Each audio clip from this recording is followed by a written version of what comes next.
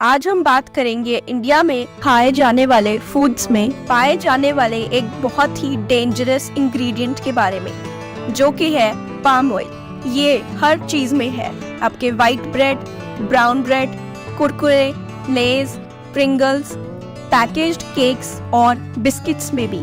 Food companies अपने हर एक product में पाम ऑयल यूज करती हैं। लेज एंड प्रिंगल्स जैसी कंपनीज बाहर के बेचे जाने वाले चिप्स में पाम ऑयल नहीं यूज करती, पर इंडिया में बेचने वाले सेम चिप्स में वो पाम ऑयल यूज करती हैं। तो आखिर ये कंपनीज ये पाम ऑयल यूज क्यों करती हैं? इसका एक रीजन ये है कि पाम ऑयल दूसरे ऑयल्स के कंपैरिजन में बहुत ही चीप मिलता है मार्केट में, यानी कि सस्ता मिलता है, जो कि इन कंपनीज की प्रॉफिटेबिलिटी को बढ़ाता है। अब हम पाम ऑयल की थोड़ी सी केमिस्ट्री भी समझ लेते हैं। पाम ऑयल में 40% oleic acid, 43% palmitic acid, 6% stearic acid, 10 to 12% linoleic acid होता है। इसी कॉम्पोजिशन की वजह से हम पाम ऑयल को बहुत ही हाई टेम्परेचर्स तक फ्राई कर सकते हैं, वो भी दूसरे ऑयल से ज़्यादा टाइम तक। जब हम किसी भी ऑयल को फ्राई करते हैं तो कुछ टाइम बाद वो ऑक्सीडेटिव डिटेरियोरेट हो जाते हैं, यानी कि उनके कंपोनेंट्स ब्रेक डाउन हो जाते हैं और उनको हम और ज़्यादा देर तक यूज़ नहीं कर पाते। पर पाम ऑयल में एक एसिड है, ओलिक एसिड, जो कि एक मोनो अनसैचुरेटेड फैटी एसिड है, जो कि रेजिस्टेंट है ऑक्सीडेटिव डिटेरियोरेशन के लिए फ्राई करते वक्त। इसी ओलिक एसिड की वजह से हम पाम ऑयल को ज़्यादा देर तक यूज़ कर सकते हैं। पाम ऑयल की ये प्रॉपर्टी हाई ऑक्सीडेटिव स्टेबिलिटी यानी कि सैचुरेशन के कारण इसको कंपनीज प्रेफर करती हैं, ताकि उनका कम से कम ऑयल का स्टॉक यूज होए। अगर हम 2015 की सोर्स के अकॉर्डिंग चलें तो ऐसा रिपोर्ट किया गया था एक स्टडी कि एक human 7.7 kg palm oil consume करता है। पाम ऑयल का ये भी फायदा है कि उसका एक इनर्ट यानी कि वो टेस्टलेस होता है। कुछ ऑयल्स जैसे कि मस्टर्ड ऑयल, इनका काफ़ी पंजेंट टेस्ट होता है एंड इनको इन्हीं चीज़ों में यूज़ किया जा सकता है जिनका फ्लेवर प्रोफाइल उस चीज़ को काउंटर एक्ट कर सके, यानी कि उसके पंजेंट टेस्ट को दबा सके। Malaysian palm oil company FGV को US ने बैन किया था कि इस कंपनी के पाम ऑयल के प्रोडक्ट्स जो हैं वो अमेरिका में नहीं आ सकते, क्योंकि ऐसा ऑब्जर्व किया गया था कि ये Malaysian company forced labour use करती है अपनी प्लांटेशन में। पाम ऑयल की प्लांटेशन में बहुत सारी डिफॉरेस्टेशन होती है। इसी कारण EU यानी कि यूरोपियन यूनियन ने पाम ऑयल एंड उनके प्रोडक्ट्स की सेल को बैन किया है अगर वो डिफॉरेस्टेशन से लिंक्ड है। वो सेल तभी कर पाएंगे अगर वो प्रूव कर सकते हैं कि उनकी जो प्रोडक्शन है उन्होंने फॉरेस्ट यानी कि ट्रीज को कोई हानि नहीं पहुंचाई है। पाम ऑयल की जो यूजेज है वो ह्यूमंस 5000 ईयर्स से कर रहे हैं। लेट 1800s में आर्कियोलॉजिस्ट ने एक सब्सटेंस को डिस्कवर किया था, जो कि ओरिजिनली पाम ऑयल पाया गया था एक टूम में 3000 BCE में। वो तब वेस्ट और सेंट्रल अफ्रीकन कंट्रीज में कुकिंग ऑयल की तरह यूज किया जाता था। यूरोपियन मर्चेंट्स ने जब वेस्ट अफ्रीका से ट्रेडिंग शुरू की तो उन्होंने पाम ऑयल को यूज किया कुकिंग ऑयल की तरह यूरोप में।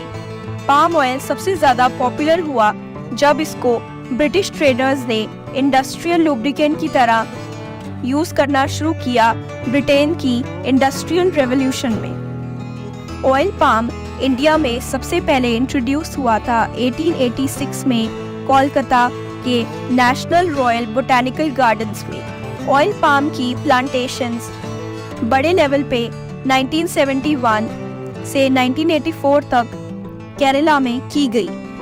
ऑयल पाम की plantation Andaman and Nicobar islands में 1976 से 1985 तक की गई और अब ये बाकी स्टेट्स में भी की जाती है। तो आइए देखते हैं कि आखिर पाम ऑयल शुरू से लेके एंड तक बनता कैसे है। पाम ऑयल के सबसे बड़े प्रोड्यूसर्स हैं Indonesia and Malaysia. Palm plantations tropical areas में उगाया जाता है। ऑयल पाम ट्री वैसे तो वेस्ट अफ्रीका से आया था, पर अब वो south east Asia, Latin America और कई ऐसे जो ट्रॉपिकल रीजन्स हैं वहाँ पर उनकी पैदावार ज़्यादा होती है। पाम ऑयल प्लांट को रेनी सीजन में, बारिशों के सीजन में उगाया जाता है, जून और सितंबर के महीनों में। इन प्लांट्स को काफ़ी ज़्यादा धूप और ह्यूमिडिटी, इन प्लांट्स को फुल्ली ग्रो होने में 30 महीने 30 मंथ्स लगते हैं, जिसके बाद इनकी हार्वेस्टिंग शुरू हो जाती है। पाम ऑयल की जो प्रोड्यूस निकलती है वो रेडिश ऑरेंज कलर की होती है। इस ऑयल में से 2 टाइप के ऑयल निकलते हैं, एक क्रूड पाम ऑयल जो कि इसके फ्रूट से निकलता है, एंड दूसरा पाम कर्नल ऑयल जो कि इसके बीच का पार्ट होता है, उसको क्रश करने के बाद मिलता है।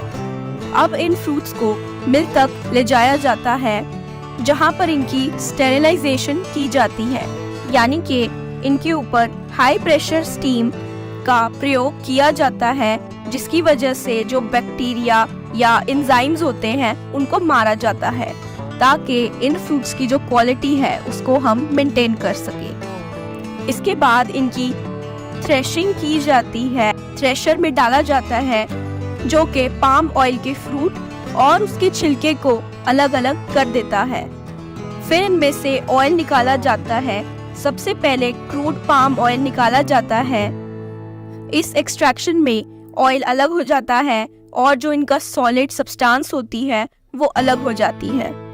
फिर इस ऑयल में से इम्प्योरिटीज और जो अलग नॉन ऑयल के कंपोनेंट्स होते हैं उनको निकाला जाता है। फिर इनको रिफाइनरी में और प्यूरिफिकेशन के लिए लाया जाता है। इनके अंदर अल्कलाइन सब्सटेंस जैसे कि सोडियम हाइड्रोक्साइड डाला जाता है फैटी एसिड्स को न्यूट्रलाइज करने के लिए। फिर इसको ब्लीच किया जाता है, इससे हर तरीके के पिगमेंट्स और इम्प्योरिटीज निकल जाती हैं एंड इसकी जो स्मेल है वो भी निकल जाती है। इसको हीट भी किया जाता है वैक्यूम कंडीशंस में एंड स्टीम भी पास करी जाती है ताकि कोई भी फ्लेवर इसमें ना रह सके।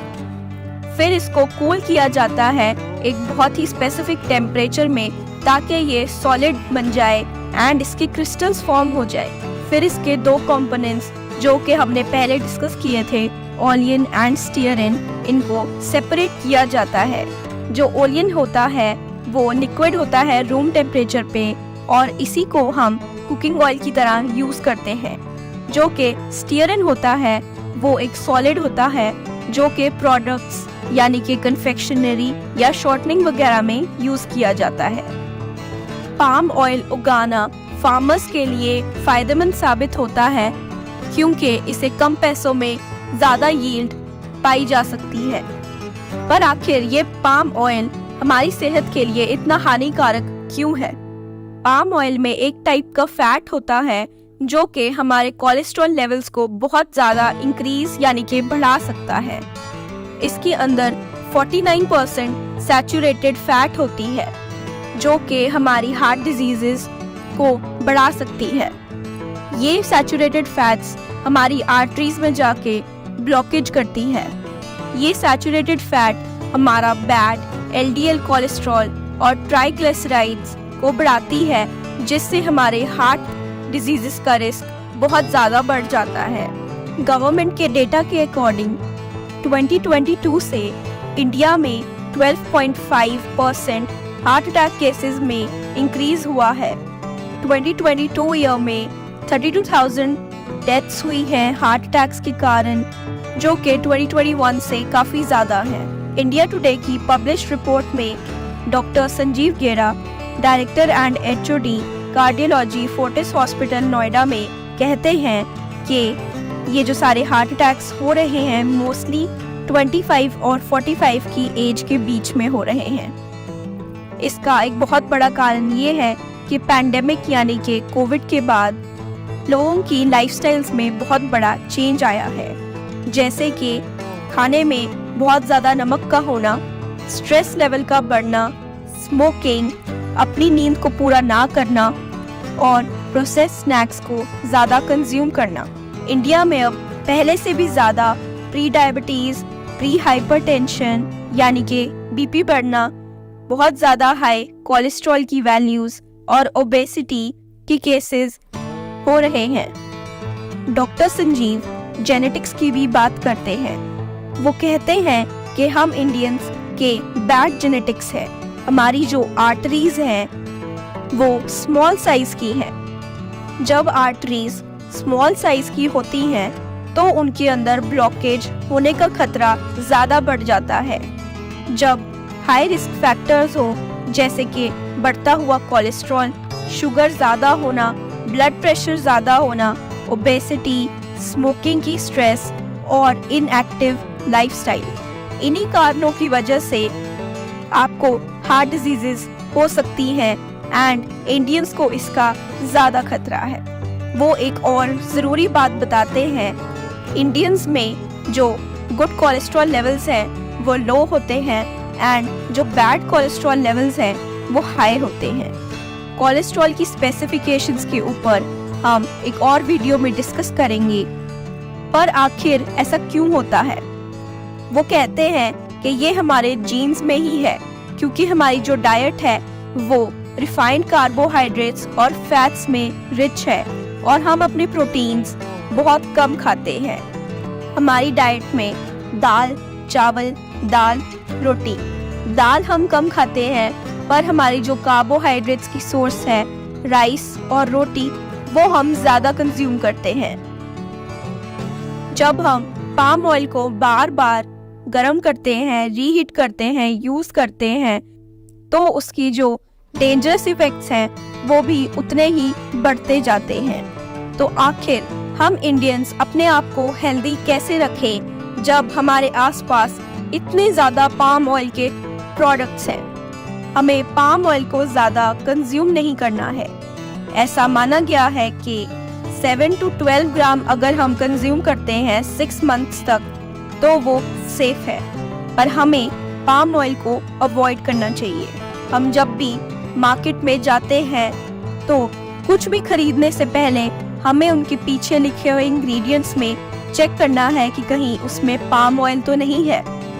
पाम ऑयल के और भी कई नाम हैं जो कि आप इस वक्त अपनी स्क्रीन पे देख रहे हैं। आप इनमें से कोई भी नाम वाली चीज़ को अवॉइड करें और साथ ही अल्कोहल, स्मोकिंग इनको छोड़ें और अपने लाइफस्टाइल को थोड़ा एक्टिव बनाएं।